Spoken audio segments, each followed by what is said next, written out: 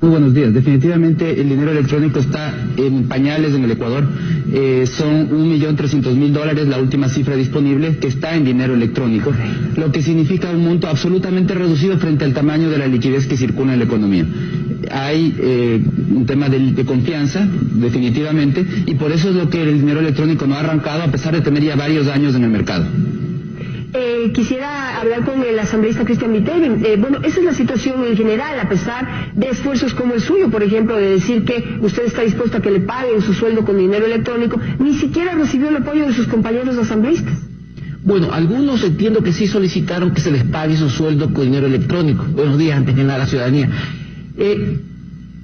Creo que la confianza debe generarse desde adentro. Si nosotros los asambleístas de Alianza País fuimos los que, de alguna manera, aceptamos la propuesta cuando cambiamos el Código Orgánico Monetario y Financiero, cuando lo hicimos e introdujimos este medio de pago que es la moneda electrónica, creo que para que generar esa confianza nosotros debíamos, digamos, de alguna forma predicar con el ejemplo. Por eso yo he pedido que el 100% de mi sueldo se pague con dinero electrónico, y así ha sido. Ya en el mes de junio el 100% de mi sueldo se ha pagado con dinero electrónico. Pero hay que tomar en cuenta una cosa: la desconfianza que surge en la ciudadanía es precisamente por el desconocimiento que existe y por el miedo que se ha infundido a los ciudadanos sobre qué significa este medio de pago. Alberto, ¿es por desconocimiento digamos, la desconfianza general en la ciudadanía? Porque ha habido una cadena de información enorme alrededor del tema del dinero electrónico, precisamente para poder incentivarlo, que lamentablemente no ha dado los resultados esperados. Es decir, mucha información sí ha habido. ¿Coincide usted con esto o cómo lo evalúa? Yo creo que es falta de información. Yo creo que la población intuye los riesgos del dinero electrónico y están en su misma concepción. El dinero electrónico en el Ecuador no es solamente un medio de pago, no es el equivalente a una tarjeta de débito o una tarjeta de crédito. En el Ecuador el dinero electrónico es mucho más, es como lo dice la ley, una moneda electrónica, así se denomina en el Código Monetario y Financiero.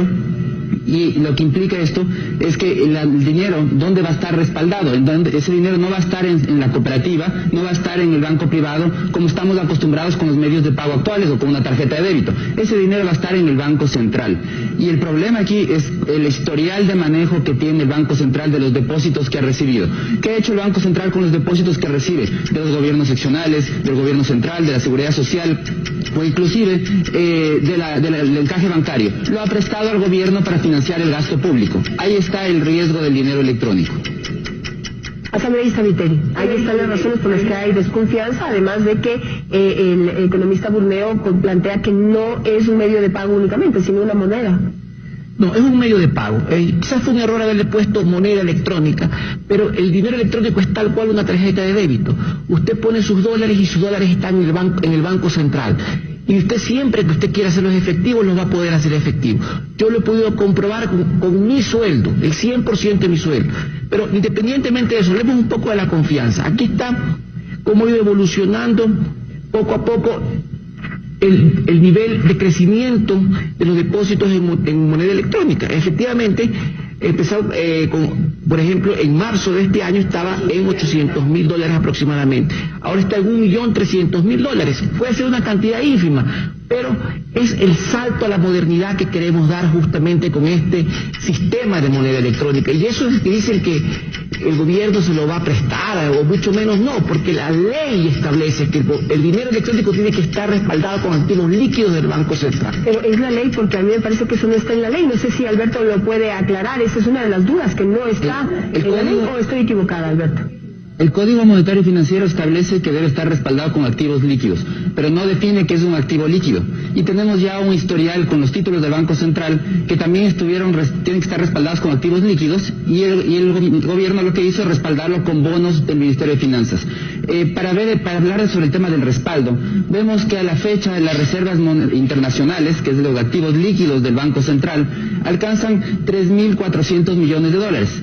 Sin embargo, el encaje de las sociedades de los bancos alcanza 3.500, es decir, no hay una faltante para respaldar el encaje bancario.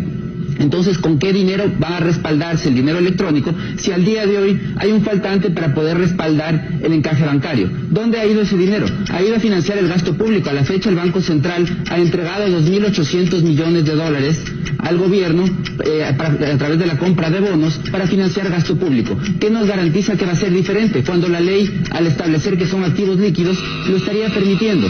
Entonces necesitamos una garantía adicional de que el dinero electrónico sí va a estar respaldado adecuadamente.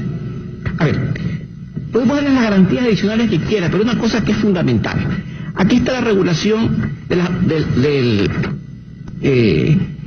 la Junta de Regulación y Control Monetario, la 109 del 2015. Claro, la ley efectivamente en el artículo 101, y eso fue un pedido de los legisladores de Alianza País. Cuando llegó este proyecto de ley, y ustedes pueden ver mi intervención en el primer debate y de muchos otros legisladores, exigimos que sean activos líquidos del Banco Central. Luego se establece qué son activos líquidos, 109-2015. Son activos líquidos, dice, el dinero electrónico estará respaldado en un 100% en dólares de los Estados Unidos de América, en depósitos e inversiones internacionales en dólares o en oro monetario de las reservas internacionales. Aquí está lo que hablaba de la reserva internacional. Quitemos las inversiones y depósitos a plazos o a títulos. En caja de divisas hay 333 millones, en depósitos netos 185 millones y en oro 517 millones, más de 1.000 millones de dólares. Alberto, ¿eso podría generar la tranquilidad que la ciudadanía necesita para confiar en el Banco Central y seguir adelante con el proyecto de dinero electrónico? Lamentablemente es insuficiente una regulación mientras estamos conversando y antes de que terminemos la entrevista pudo haber sido modificada ya. No está en la ley. Para dar garantías tiene que estar en la ley. Y por otro lado hay que entender también el alcance de los riesgos del dinero electrónico tal como está planteado en el Ecuador, y es que va a servir de una absorbedora de liquidez, una aspiradora que va a absorber y va a transferir al sector privado el desequilibrio fiscal.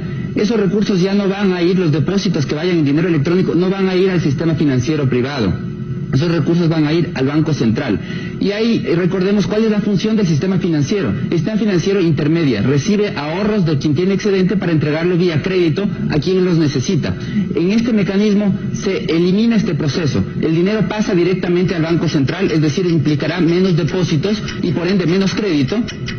Y en cambio el Banco Central no está en sus funciones ni en sus capacidades hacer crédito productivo, y lo que va a hacer es prestarle al gobierno para financiar gasto público como lo está haciendo hasta ahora. No estoy diciendo un cambio en sus funciones, es lo que está haciendo en la actualidad. Entonces el dinero electrónico en su fondo va a hacer un daño a la sociedad porque va a haber menos dinero, menos depósitos y menos crédito a nivel de cooperativas, a nivel de bancos. Cristian, lamentablemente el historial, las pruebas, lo que estamos viendo frente a nuestros ojos de lo que el Banco Central hace actualmente con el dinero que se le pone en sus manos, realmente da muy mala espina. Es ahí el problema. Y el otro punto es que lo que yo le decía antes, esas seguridades de respaldo de las que usted habla no están en la ley. Usted mismo lo ha confirmado. A ver, en la ley dice activos líquidos, o sea, cualquier otra cosa es una especulación que mientras estamos conversando van a cambiar la regulación. No, activos líquidos, simplemente lo que hace la norma es especificar. Pero si quiere nosotros que somos los asambleístas cambiamos la ley y le ponemos que son activos líquidos, eso no hay ningún problema. En la ley. Por supuesto. O sea, si estamos en el mismo barco. Lo que pasa es que muchas personas quieren generar esta desconfianza por el capitán del barco, pero lo que no saben es que si el barco se hunde nos hundimos todos. El dinero electrónico, como está concebido y como lo ha propuesto el señor Presidente de la República, es que esté respaldado uno a uno. Es decir, usted tiene $1 en el Banco Central y usted tiene $1 en su monedero electrónico, digamos, en su tarjeta celular, por decirlo así. En cambio, si usted lo pone en la banca, usted pone $100 en el banco, ¿verdad? Supongamos que ellos manejaran el dinero electrónico. Ellos cogen y le prestan a ustedes los $100, van 10 al encaje bancario y $90 van, digamos, a un préstamo, un crédito. Pero no es que se lo dan en una bolsa o un saco de dinero. Esos $90 se quedan en una cuenta, es decir, se produce el efecto multiplicador del dinero. Claro, el banco sigue, prestando dinero, pero eso ya no es un respaldo uno a uno, eso es una emisión secundaria de dinero que hace la banca privada. Tengo simplemente un minuto para que cada uno haga una conclusión. Alberto. Yo creo que lo importante para que el sistema funcione es, primero, que los depósitos estén en las instituciones financieras privadas para no eliminar el beneficio de que haya depósitos y eso se transforme en crédito. Ese es el primer factor. Y el segundo factor es que la ley tiene que estar claramente definido qué es un activo líquido, porque si no, preguntemos la definición al gerente del Banco Central, quien ya hizo esa aclaración y finalmente indicó que activo líquido es, por ejemplo, el respaldo de los TBCs, los títulos del Banco Central, que están respaldados con bonos del Ministerio de Finanzas. Y el gerente del Banco Central dijo, esos son activos líquidos. Entonces ya tenemos una definición por parte de las autoridades oficiales, no tenemos que ir a buscar en otro lado. Entonces necesitamos seguridades con el dinero electrónico y sobre todo obtener los beneficios de que sea solo un medio de pago, que no sea más que eso, que sea igual, equivalente a una tarjeta de débito. Bienvenido el dinero electrónico siempre y cuando sea solo un medio de pago. El dinero electrónico es eso, solamente un medio de pago, pero por favor, en el tema de los TBC, aquí están los títulos del Banco Central, 125 millones que están emitidos en TBC. Estos TBC están respaldados con activos líquidos del Banco Central, pero independientemente de eso, ¿por qué es importante el dinero electrónico? Primero, porque da un salto a la modernidad, porque se utilizan sistemas que se utilizan en muchas partes del mundo, ayuda a la velocidad del dinero, es mucho más seguro para el ciudadano. Además que el ciudadano tiene beneficios fiscales, una devolución de hasta 4 puntos de IVA si utiliza el dinero electrónico y en Manaví y Esmeraldas hasta 6 puntos.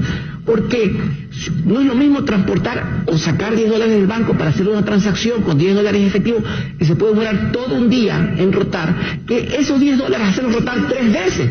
Esa velocidad del dinero aumenta la liquidez que en este momento de shock externo nosotros necesitamos para el país. Además, creo que es importante saber que el Código Penal podría y castiga cualquier emisión inorgánica que se haga de dinero. El dinero creo que es seguro porque es eso, simplemente un medio de pago. Muchísimas gracias a ambos por estar esta mañana haciendo estas precisiones sobre el dinero electrónico, dos posiciones absolutamente contrarias y críticas, pero muy válidas para que ustedes puedan hacer las conclusiones alrededor de esta alternativa, que en otros países del mundo realmente se desarrolla y se maneja con mucha normalidad y con mucho positivismo, con muchas ventajas para el usuario, pero que aquí todavía falta trabajar para generar mucha más confianza, toda vez que es en el único país en el que el Banco Central sería quien esté manejando el dinero que uno pone a cambio para poder transformarlo en dinero electrónico. Gracias.